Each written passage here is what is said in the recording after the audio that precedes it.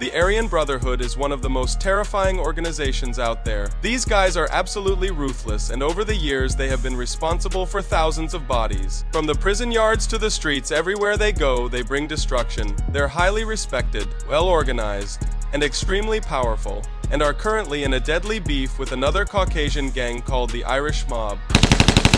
Before getting into the crazy back and forth that has costed countless young men their life, let's get into some history about the Aryan Brotherhood. On January 16th in the year 1967 in the beautiful state of California, at San Quentin prison, one man would change prison politics forever. And that influential young man's name was George Jackson. George Jackson and his buddy W.L. Nolan started the infamous prison gang Black Guerrilla family, also known as BGF. Early on, these guys used to be the main enemies of the Aryan Brotherhood. This gang to this day is still around and causing terror in the streets and jails of Baltimore. Here is an example of what they are doing today. The Black Guerrilla family is singularly the most significant threat to public safety in Baltimore for the past decade or longer. The sweeping indictment goes straight to the core of the Black Guerrilla gang family.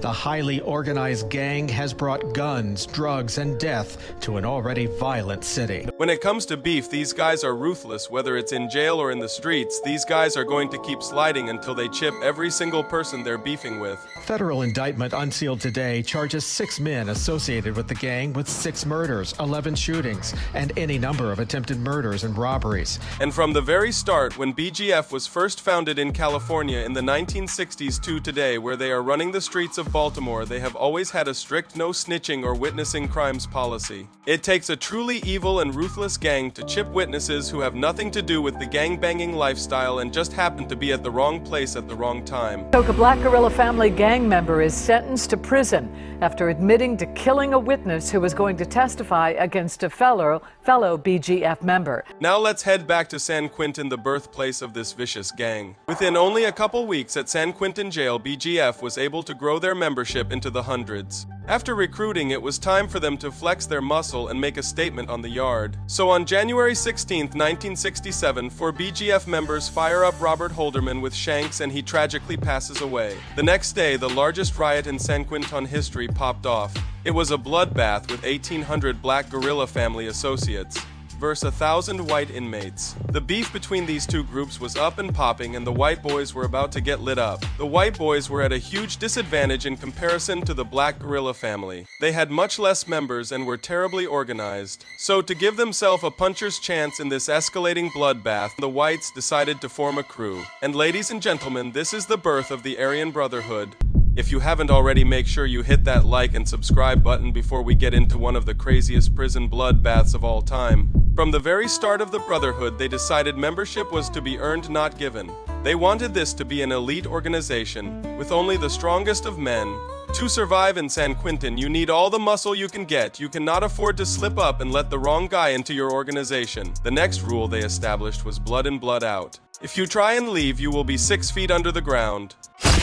Help me! The next rule is one of the most universal rules in all street organizations: no snitching. The next rule was you always had to be on point and willing to slide. There were no cowards allowed in this organization. And the last thing you have to do is take a pledge which is held sacred to the members, so out of respect I am not going to show it here. But like with all organizations, there is a lot of internal competition to be the alpha male. And in order to achieve alpha male status, you have to go up in rank, and in order to go up in rank, you have to earn stripes. And the way you earn your stripes are by putting in work. You're going to have to terrorize the jail. Even if it's not in your nature, if a higher ranking member sends you on a mission to take someone's life, you're going to have to do it.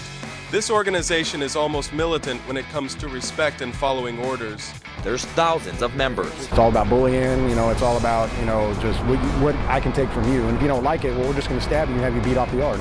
He was part of AB for nearly 10 years. If a higher ranking member tells you to do something, you can't question it. You have to blindly follow his orders. The plus side is the more acts you commit, the higher you climb in the ranks and the more respect you're given. The highest rank is known as the commission. This was reserved for the 3 most savage members. And in order to get this position, you needed to have multiple bodies under your belt. Now that the white boys had established a well-organized gang, it was time to turn the beef up. So they made shanks and waited at the chow hall until everyone was finished eating and attacked and killed 2 high-ranking BGF members. The BGF members were fuming at the mouth with rage, and they didn't take long to get their get back. By the end of the day, they had killed 2 whites. Something had to be done to stop the escalating bloodbath in the San Quentin prison, so the warden decided to ship off all the AB and BGF members to different prisons, and with both rivals shipped out, they immediately noticed a change in San Quentin. The shanks, the stabbings, and terror seemed to be behind them. Sometimes in life you fix one problem and an even worse one takes its place. Both sides started using this as a way to recruit members, so now you had multiple Aryan Brotherhood sets scattered throughout the state of California, and they were causing destruction and waging war at almost all prisons they were located. The Aryan Brotherhood had established themselves as a dominating force in the prisons throughout California. If you were a white guy during this time that found yourself in a California prison, then you were forced to join the Aryan Brotherhood. Whites literally didn't have an option. It was either join the Aryan Brotherhood or join your local cemetery. They were heavily outnumbered by their rival BGF and needed all the members they could get, so during this time, as a white man, being a member in the Aryan Brotherhood was required despite what you believed in. And they needed you in tip-top shape because a battle could erupt at any moment.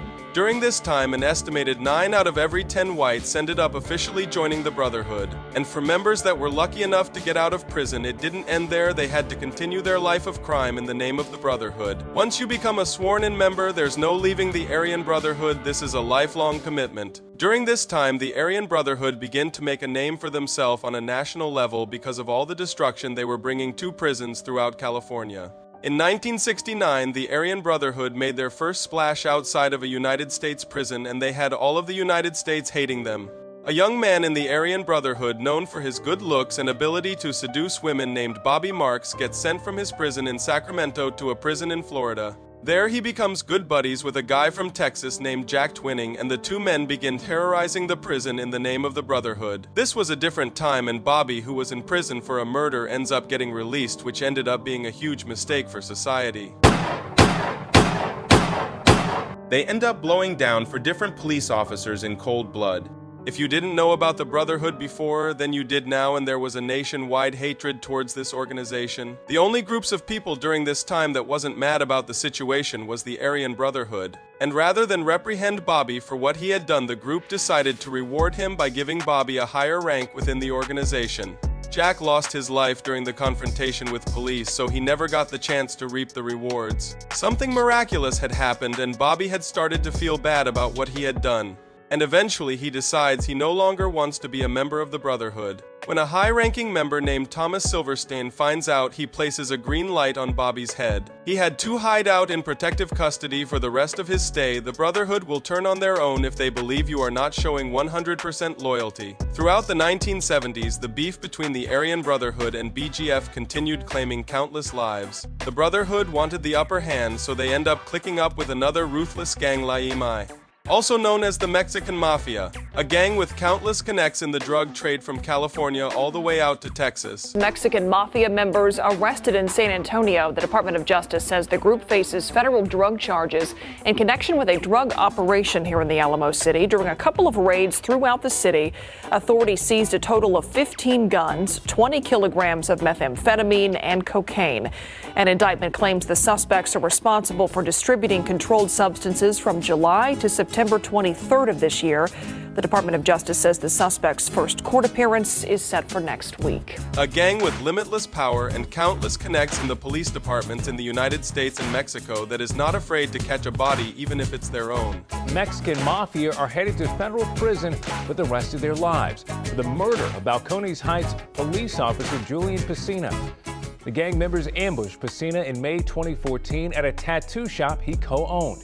Testimony during the trial revealed Pacina had ties to the gang. This was a legendary duo like Shaq and Kobe, and when these two gangs started hunting each other's ops out on the deck during rec hours, it created a bloodbath within prisons throughout the country. They were causing terror and destruction throughout the 1970s. They were so tight to the point that the Aryan Brotherhood sent their own member Fred Mendrin to take care of the Mexican Mafia's rival gang leader. But this was not your regular hit. Fred Castillo, who was a part of the NF, and Fred Mendrin were far from strangers. The two men had been drinking buddies and close friends out in the streets for years. They had spent significant time with each other's family and conducted lots of illegal business together. The Aryan Brotherhood was testing Fred's loyalty by making him kill his own friend friend he had known for years. They didn't give him any option, either kill or be killed. This was psychological warfare. And Fred ends up doing the unthinkable and sets up and kills his own buddy for the sake of the Brotherhood. This caused an all-out war over the next 10 years that claimed the lives of hundreds of men caught up in the beef between the Aryan Brotherhood and BGF. Prison during this time was like gladiator school. Everyone was fighting for their lives. You were either going to become a predator or you're going to be a victim. The only positive thing working in the Brotherhood's favor was the fact that they kept getting shipped to different prisons, and as a result they are able to successfully spread their gang throughout the United States. And now you had giant chapters in places like Texas and Oklahoma. And in places like Oklahoma, over the next 10 years, many of the prominent members end up getting released back into society, and they continue gang banging and repping the Brotherhood on the streets. Fast forward to modern times, and the Aryan Brotherhood has continued their reign of terror, not only in prisons but also in the streets. They are deeply involved in the criminal underworld and sale of illegal substances. They specialize in the distribution of ice. Face tattoo of the state of Oklahoma should help them catch this Monday's most wanted suspect. They say Donald Hill, also known as Popeye, is part of the Aryan Brotherhood prison gang.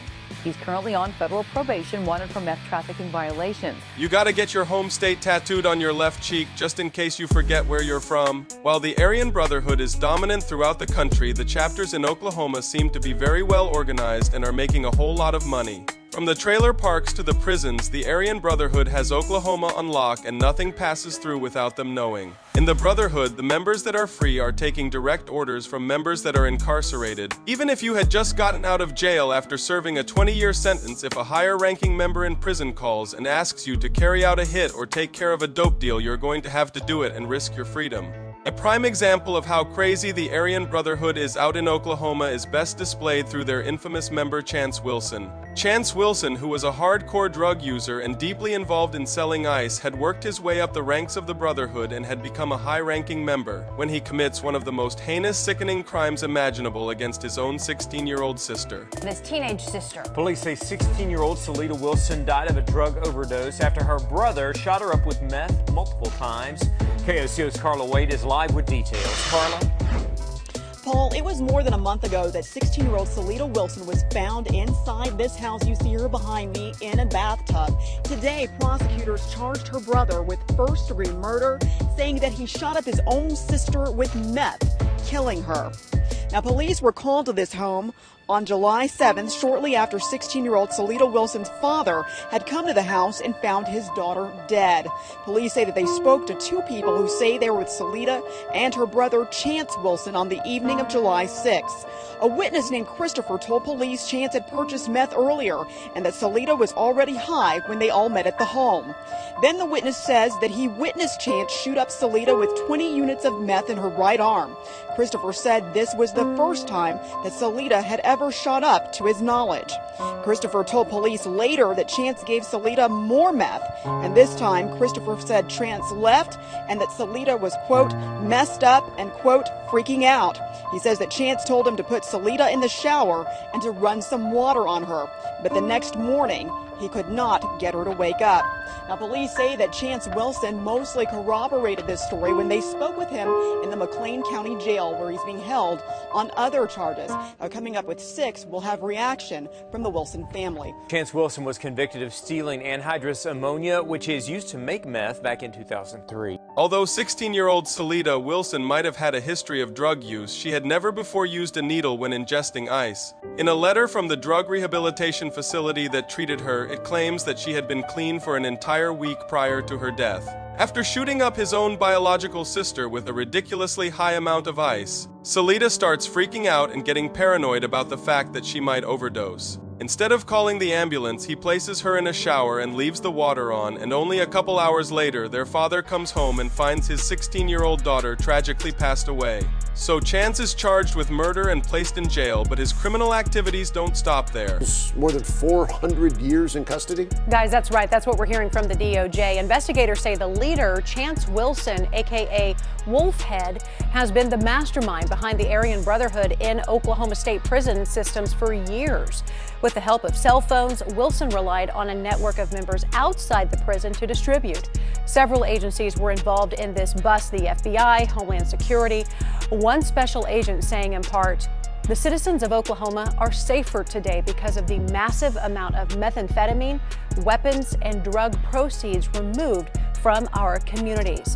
Along with more prison time, law enforcement seized 62 firearms, more than 300 pounds of meth, and nearly $500,000 in drug money. Even behind bars, Chance was still able to run a massive drug operation, which shows how powerful this organization is. And with power comes lots of enemies. And as the Aryan Brotherhood looks to fully control the drug market in Oklahoma, they find themselves in a deadly back-and-forth beef with another gang known as the Irish Mob. This is a historic gang that has been around since the 1840s.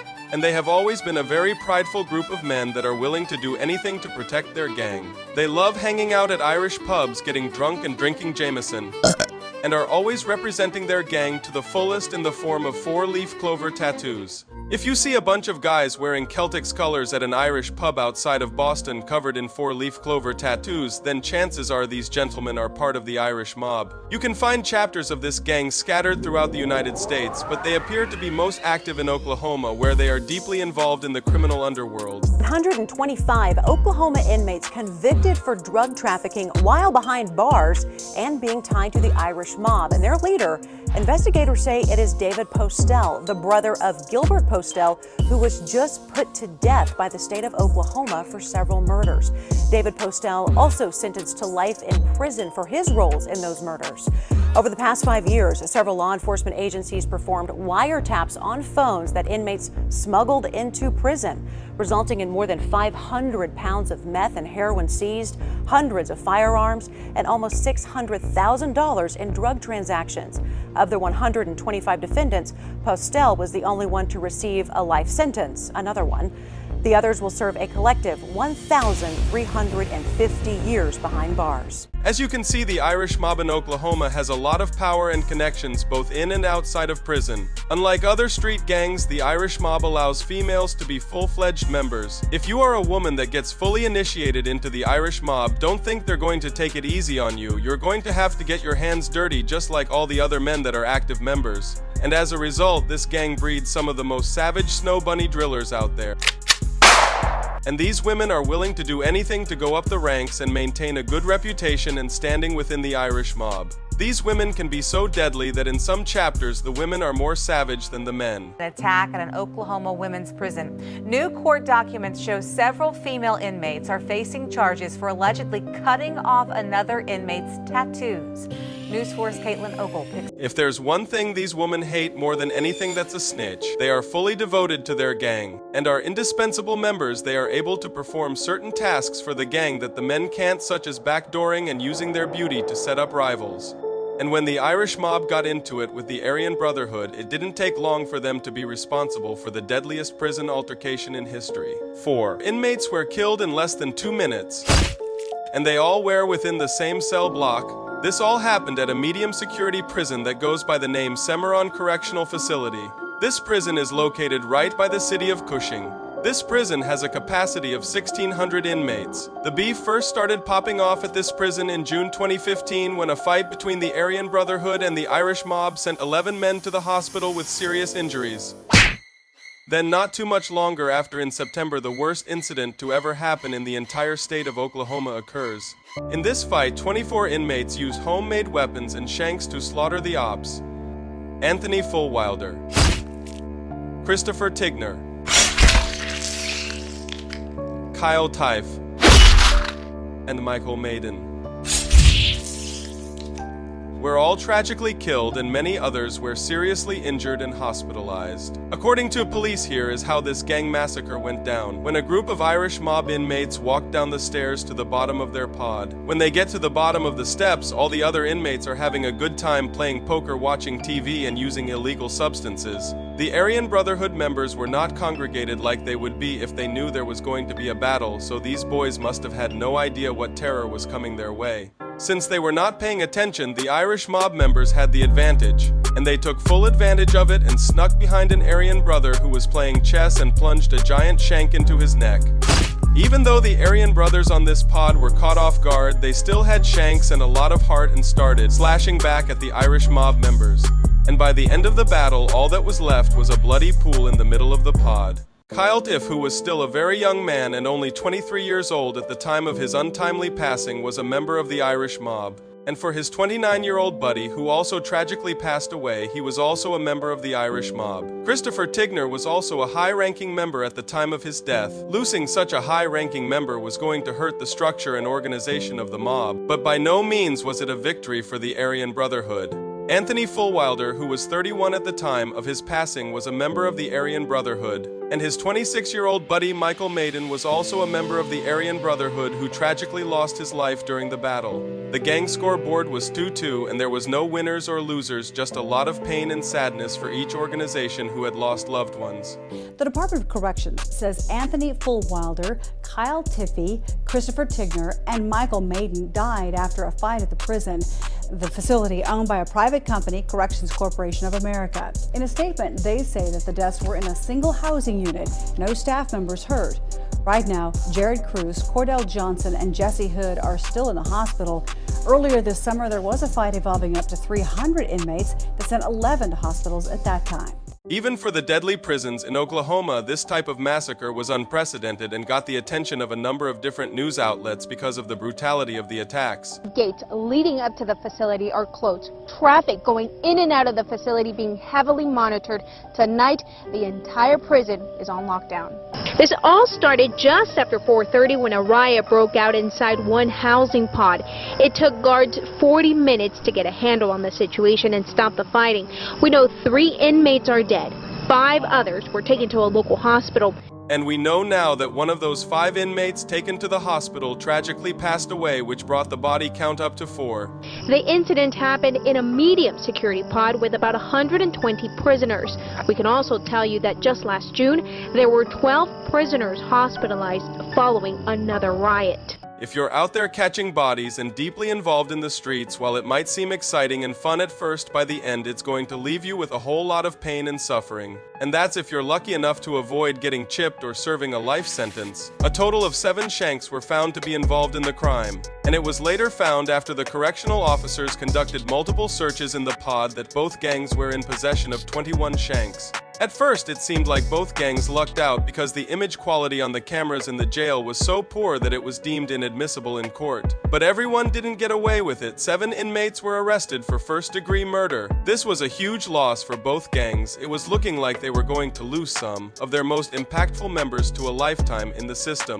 The Aryan Brotherhood's only hope was that their feared reputation would scare away any potential witnesses. For the prosecutor, this seemed like it was going to be a slam-dunk easy case because he had credible witnesses that saw the entire attack from start to finish. When it came time for witnesses to show up and testify so the deceased men could receive justice, not one person showed up, and both the judge and prosecutor were disappointed and angry. These guys kept getting break after break, and eventually they got the biggest break of them all. All charges were dismissed, and they had all essentially gotten away with murder. The deadly beef between the Aryan Brotherhood and the Irish Mafia had reached a boiling point, and the beef was spilling out into the streets, and bodies started dropping on either side. Right now, in the streets of Oklahoma, it's a war zone between these 2 rival gangs. Almost every day, police are getting calls about shots fired and bodies being dropped regarding this gang war. Town of Wowoka terrorized. Lighthorse police blaming a gang war for fires and shootings. Now 6 arrests have been made. When it's wartime, you don't get any points for a non-lethal shooting. They want you to fill cemeteries with bodies. And that's why the victim knew they would return to finish the job. 6 arrests, as you said, have been made here in Wowoka in connection with what officials have pointed at a gang war, alleged gang violence, gang shootings. Over the past couple of weeks, though, law enforcement has been pretty tight-lipped about what's going on exactly. Almost all wars and battles are created for control of the drug market. Everyone is battling to be the big dog with all the girls' money, power, and respect. This is the first time in, many moons that we've had 4 news cameras at the Seminole County Sheriff's Department. For weeks, those in Wewoka have been frightened. Houses burned, loved ones shot or shot at, and police silent. When it comes to the Aryan Brotherhood, homicide is a way of life both in and outside of jail. Right or wrong, you protect your brothers, and when the time comes, you better be ready to pull that trigger.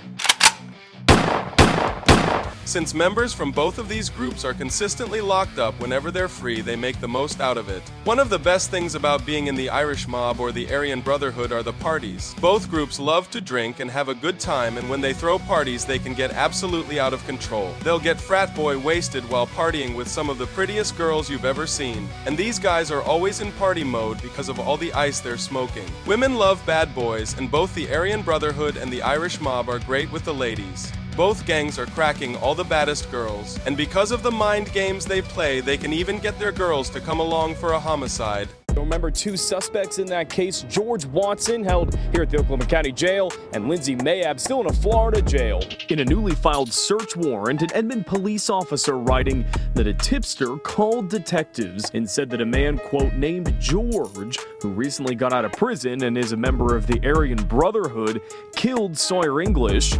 That a reference to the white supremacist prison gang. The tipster also telling police that Lindsay Mayab had called somebody in that gang.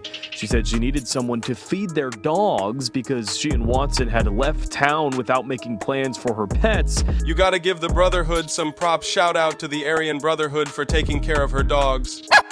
She says Watson made her drive to English's house, saying they were now, quote, on the run, and that she was afraid for her safety. Yes, sir. Meantime, new video into Channel 5 tonight from a Florida courtroom shows Mayab agreeing this week to be sent back to Oklahoma to face murder charges. When it comes to both of these gangs, the power they have over women is insane. Girls treat these men as kings and will do anything they say without asking questions. Remember at the beginning of the documentary, the girls from the Irish mob that cut off another girl's tattoos for snitching after an Irish mob member sent a hit. It's not just the mob that has the power to do this. The Aryan Brotherhood has a strong group of female associates that are willing to put in work for the gang. Dustin Clem, who was the big dog in his chapter, used to be cracking all the baddest girls. He's always had the ability to fully control a girl's mind and get them to do anything he says in order to push the agenda for the Brotherhood. Who authorities say is a known member of the Aryan Brotherhood white supremacy gang, is accused of ordering assaults of a female inmate. An investigator says Dustin Buck Clem, also known as Game Over, ordered the inmate to be beaten because he said that she was snitching on several Brotherhood members. He's charged with engaging in organized criminal activity with a $250,000 bond. The investigator found letters and phone recordings revealing the alleged conspiracy. The charge papers, they say, to carry out the assaults on the victim. He contacted 2 members of the female affiliate of the Brotherhood, known as the Featherwood, who were in the Wichita County Jail. Officers say the beatings and the assaults, it happened with a 5-gallon bucket and also with fists. Sheriff David Dew said that gang violence is an ongoing issue, not only in prisons, but also in local jails. And there's your introduction to the Featherwood, a group of savage girls that are completely loyal to the Aryan Brotherhood. If you want any chance of cracking, you've got to be a member of the Brotherhood. Otherwise, these girls are going to think you're a joke and laugh at you for being non-affiliated. When you join a gang, if you want to stay alive, you're going to have to give up a lot of the things you used to love. When it's wartime and you have visible tattoos, repping your gang nowhere out in the streets is safe. Anyone could recognize your tattoo. You can easily get chipped just for a small tattoo. And you're always going to have to look over your back for the rest of your life. Your enemies might recognize your tattoo 20 years later and might still be willing to pull the trigger. The gang lifestyle is blood in and blood out, and only a very select few are ever able to successfully make it out alive and not doing a life sentence. As a gang member, the numbers are against you. Many don't make it to their 25th birthday as a free man. By that age, most gang members are doing a life sentence or they're dead. And when you get older and feel you want to hang it up and be a full-time family man with your wife and kids, you can't snitch your way out of your obligations as a gang member. If these gangs are willing to kill you just for being a witness, what do you think they would do if they discovered they had a snitch within their organization? Oklahoma, in my opinion, has the wildest and most dangerous white boys. It's crazy down there. These Oklahoma farm boys are cut from a different breed of white boy. So if you snitch on any of these gangs in Oklahoma, trust me, they're going to find you and make an example out of you. And there you have it, ladies and gentlemen, the war between the Aryan Brotherhood and the Irish mob. And if you haven't already, make sure you like, comment, and subscribe. These videos take a very long time to make, but I do it because I know you guys love them.